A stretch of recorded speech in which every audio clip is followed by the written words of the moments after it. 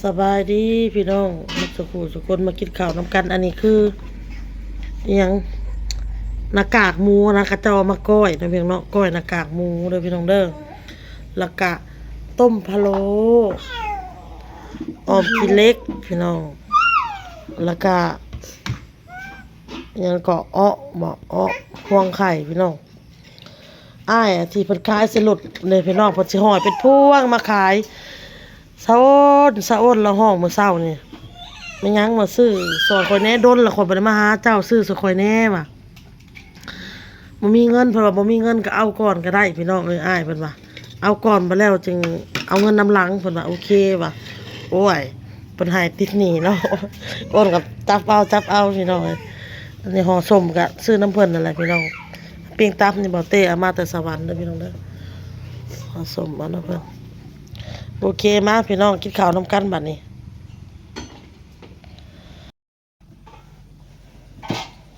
สบายดีพี่น้องมาทุกคน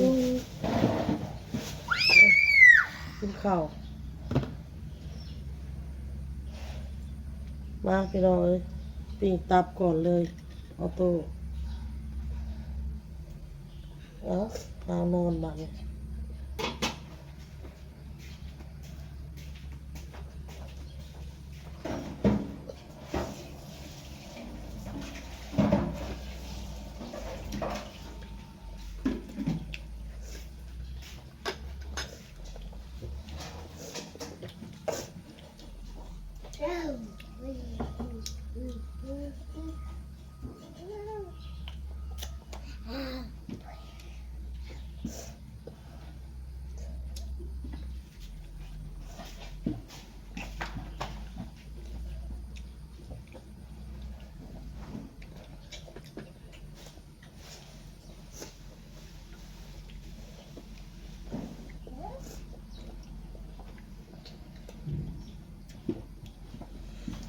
เอาตู้เอาน้ำหนักพี่น้องเลยน้องบอลยังบ้านในเศร้าเลยพี่น้องเด้อจมูกย่อยอยู่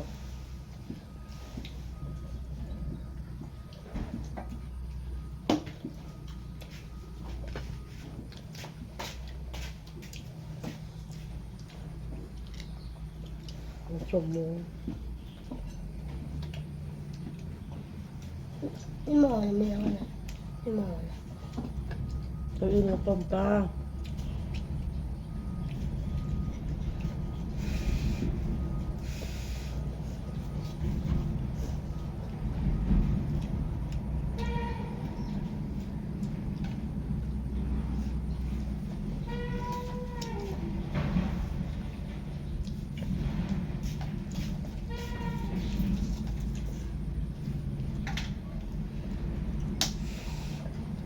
น้องนุ่งให้เขาคิดน้ำล้างพี่น้องเลยน้องอุ้งยอครับ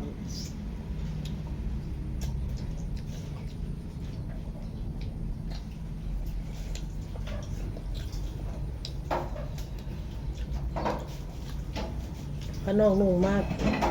เขาคลิปน้ำถ่ายคลิปน้ำกับที่นี่ดามงนาม่าอีกที่นี่FCที่บ่มักเขาอะนะบ่มักนางอินบ่มักตะทำ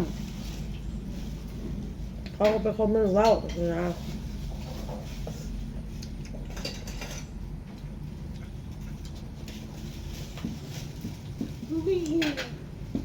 ขนาดอดเป็นเจ้าของช่องกันยัง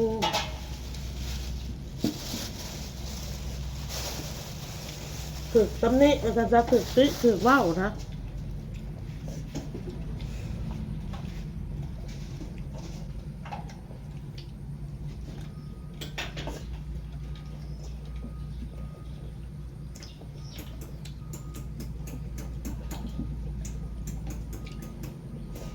โอ้โห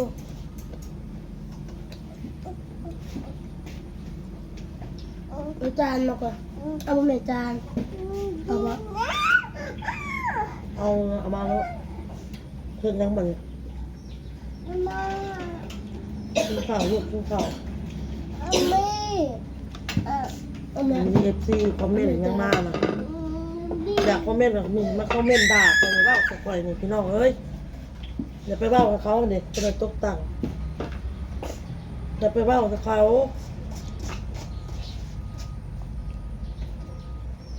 เว้าใส่คอยพี่มาด่าคอยพี่อยากด่าอยากเว้าครับก็ขอจะพิจารณาเอง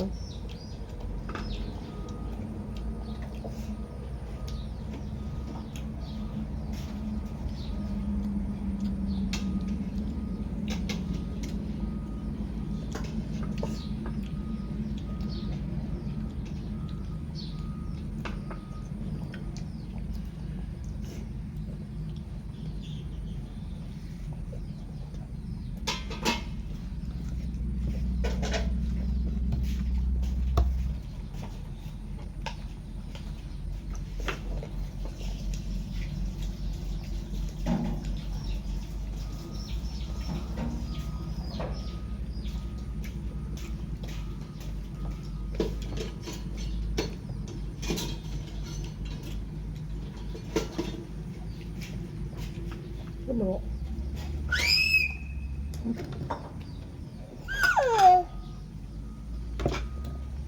ฮัลโหลลูกฮัลโหล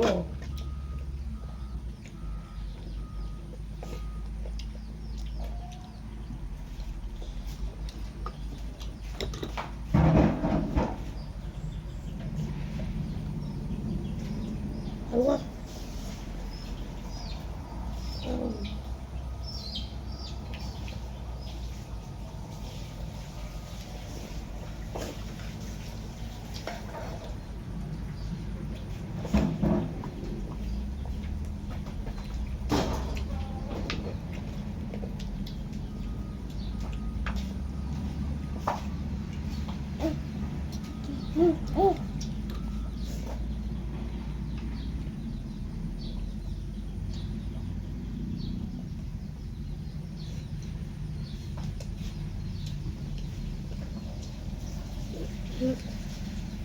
แม่กูชอบอ่ะ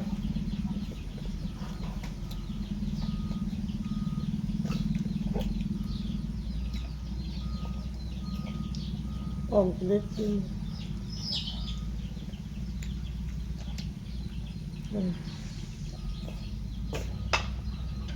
แซ่บ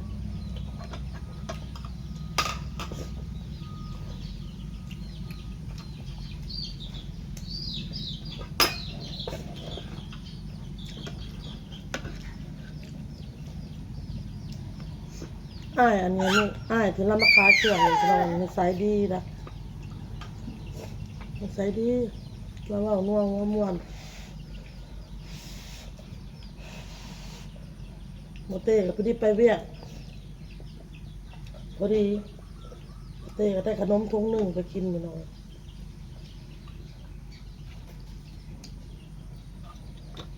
โอ้ย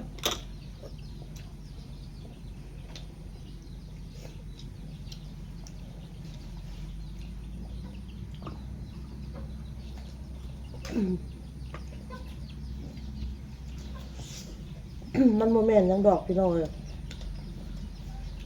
กัสิว่าแล้วกันมันกระพิษที่เฮาเองนี่แหละที่เฮาน่ะถ่ายเอาเขาลงสินะแล้วเว้าเรื่องเขาเนาะเฮาก็เว้าญาติพี่น้องมาเนาะเฮาก็คันสิเว้าแล้วอ้นก็เป็นยูทูบเบอร์เนาะเป็นยูทูบเบอร์ถ่ายของถ่ายคลิปไปสินะไปมาก็ตามเงินเนี่ยเฮาก็ถ่ายหมดถ่ายเอาลงนะแล้วก็มันก็ต้องมีอะไร FC ก็ต้องถามว่าเอ้าบอกต้องทำมายังเพิ่นมายังเนาะก็มาหาเวียกเฮ็ดงานทำเฮาก็เสนอไปเนาะเพราะว่า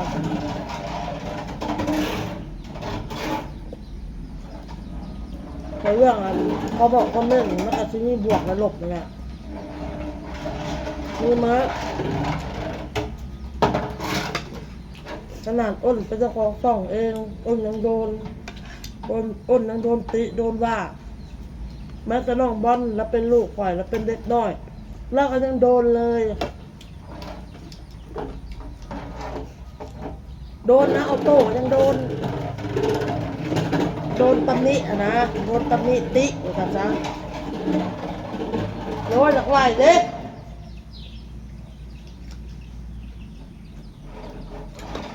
เรื่องออโต้บริษัทขึ้นเขาอะไร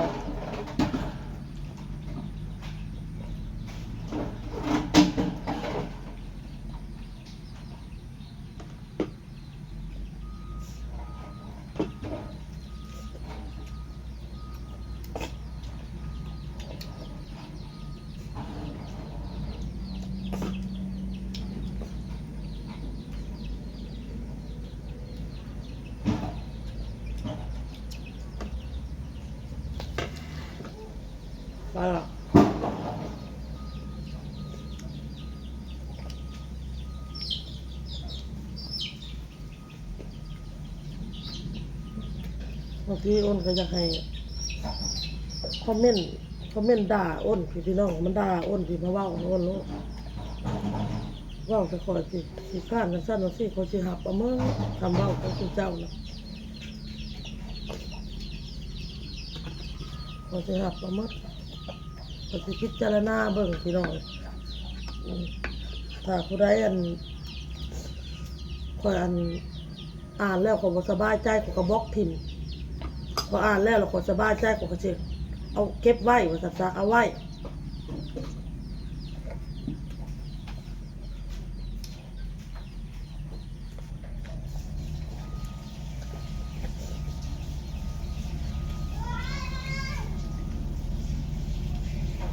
ก็บ่กินหมู หวาน มันหวานมันหมักเนาะแต่ปกติจะเป็นหมัก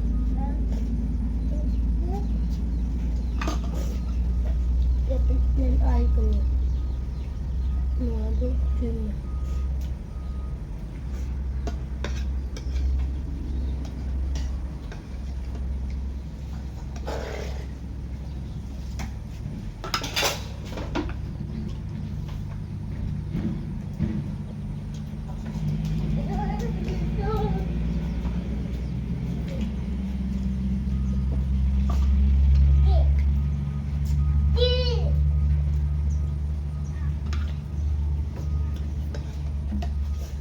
ที่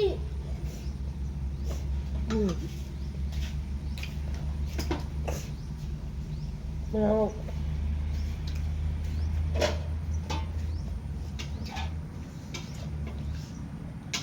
มากินข้าวมึงมากโตเลยกินข้าวมึงมาก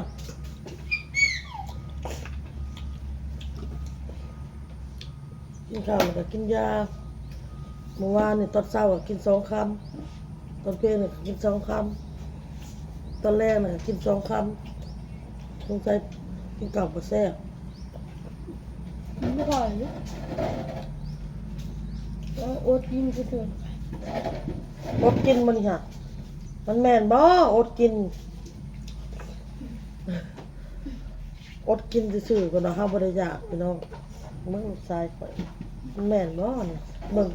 บางคนอดกินเงินกระดูกเต็มจาน ตอนนี้มันกินหมูแซ่บนะพี่ตอนกินแซ่บแน่แล้วก็เห็น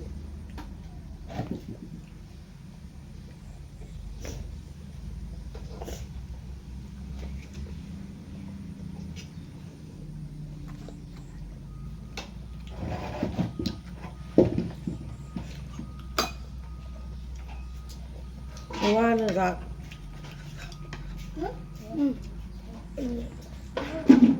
บ่เต้เบิกเงินมาเอาไปให้เอื้อยเพิ่นพี่น้องเอ้ย150,000บ่หรือ200,000นี่แหละให้ป้าแล้วซื้อของกินมาให้อ้นว่าสิถ่ายคลิปเมื่อวานนี่ก็เอาโต้แล้วให้แอบแล้วก็บ่ได้อันนั้นบ่ได้ถ่ายคือในนี่แหละพี่น้องเอ้ยได้ปลานิ่นมาแน่ปลานิ่นปลาทูได้หมักทั่วได้ปิ้งตอกปิ้งตับมาให้ลูกนั่นแหละเอ้าเฮ็ดได้ปัดออกไหมออก กินมันเนื้อใช่ไหม ออกกินนะแม่ กินก็อิ่มแล้วลูกไปล้างมือแล้วก็กินยาเอาโต๊ะมากินยาคือกันได้มากินมาหลายอย่างซื้อไว้ปลาทองปลาทูเอาไว้ปิ้งกับลูกกับเต้าเลยนะกินพี่น้อง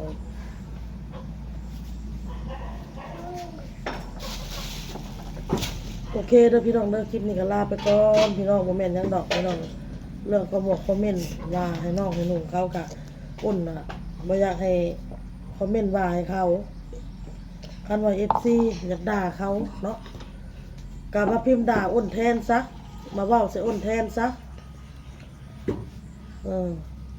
ก็สิหับเอาเองบ่อยากให้แบบว่าบ่อยากให้น้องนุ่งคิดอิหยังกับข่อยหลายอะนะมีแต่ว่าเพื่อความสบายใจก็มีแต่ว่า ข้าวกินน้ำกับอ้นก็สิถ่ายแต่ครอบครัวอ้นกับบ่ถ่ายเอาน้องเอาหนูมีแต่แค่นั้นเนาะพี่น้องเนาะแต่มันก็ต้องเห็นแน่แวบๆวับๆในกล้องในหยัง ย่า พี่ จะ น้อง บอ เด้ ก อ ให้ได้ไหม เพราะว่ามันอยู่ในเรือนหลังเดียวกันนะมันหลีกบ่ได้พี่น้องก็สิเห็นแบบโซข้างโซข้าวแวบๆวับๆโอเคไปละพี่น้อง